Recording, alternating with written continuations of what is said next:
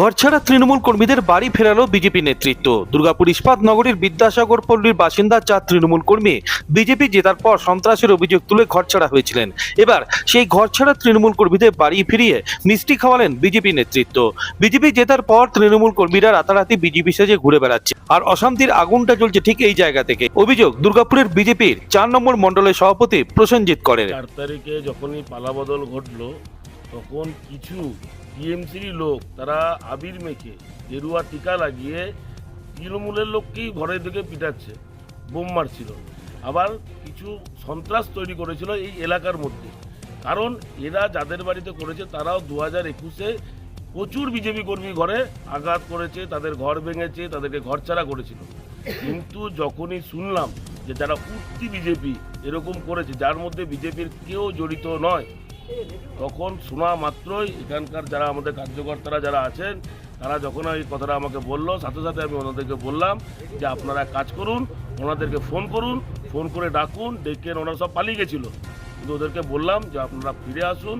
ওনারা আজকে ডেকেছিল, সবাইকে বসিয়ে সবার মধ্যে আলোচনা করে ওনাদেরকে বললো আপনারা ঘরে যান। শুধু এই 4 জন নয়, বাকি যারা তৃণমূল কর্মী ঘরছাড়া হয়ে রয়েছেন তাদেরকেও ফিরিয়ে আনার বার্তা দেন বিজেপি নেতৃত্ব। ঘরে ফিরতে পেরে খুশি ঘরছাড়া তৃণমূল কর্মীরাও। এটা ওদের অশেষ ধন্যবাদ দিচ্ছি। প্রতিনিধিরা রয়েছে, আরও নেতৃবৃন্দ রয়েছে, তাদের কাছে অশেষ তাদেরকে থ্যাংক ইউ জানাচ্ছি যে আমাদের মনে একটা আতঙ্কর ভয় ছিল, সেটা কেটে আজ আরামসে ঘরে সুন্দরভাবে বাস করবো, এটাই কাজকর্ম করবো। ভালো লাগলো, এটা ভালো একটা চিন্তা আমার মধ্যে। তারা কি উপদেশটা দিল? তারা উপদেশটা দিয়েছে যে ভালোভাবে চলার জন্য, আগামী দিনের জন্য কোনো কারো ক্ষয়ক্ষতি না হয়, কোনো রকম যেন কোনো অসুবিধা না হয়, এই আর কি। এরপরে আপনাদের কারো বাড়িতে যদি হামলা হয় তাদের জন্য কিছু ব্যবস্থা ওরা নেবে?